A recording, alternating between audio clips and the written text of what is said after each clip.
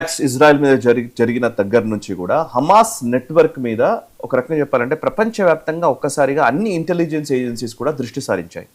అప్పటిదాకా Hamas modus ఆపరెండి తెలుసు, కానీ ఈ రేంజ్లో అంటే ఇజ్రాయెల్ మీద దాడి చేసి ఇజ్రాయెల్లో ఉండేటువంటి ప్రజలని తీసుకొని వెళ్ళి ఒక వాళ్ళని కిడ్నాప్ చేసి ఆల్మోస్ట్ లెక్క చెప్పాలంటే హాస్టేజ్లో పెట్టుకొని వాళ్ళ ద్వారా వాళ్ళ డిమాండ్లను ముందు పెట్టడం. గతంలో చాలాసార్లు ఈ ఇజ్రాయెల్ విషయంలో, ముఖ్యంగా ఇజ్రాయెల్ విషయంలో ఎప్పుడు కూడా టెర్రరిస్ట్ అటాక్స్ మనం ఆపరేషన్ ఎంటబే దగ్గర నుంచి చాలాసార్లు అమాయక ప్రజల్ని ఎత్తుకెళ్ళిపోతారు, జ్యూస్ ని వాళ్ళని తీసుకుంటారు, బందీలుగా పెట్టుకొని వాళ్ళు డిమాండ్స్ పెడతారు, డిమాండ్స్కి అనుగుణంగా టెర్రరిస్ట్లను రిలీజ్ చేయమని చెప్తూ ఉంటారు.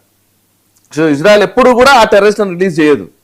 దాదాపుగా ఒక రెండు సందర్భాల్లో రిలీజ్ చేసినప్పటికీ కూడా చాలా వరకు వీళ్ళు కౌంటర్ ఆపరేషన్స్ చేసి ఆ ఉగ్రవాదుల్ని చంపడమే చూస్తాం. ఆపరేషన్ ఎంటబే అని మనకు చాలా హిస్టారికల్ అంశం, అది ఇంటెలిజెన్స్ ఏజెన్సీస్ వ్యవస్థలో 1970s జరిగింది అది.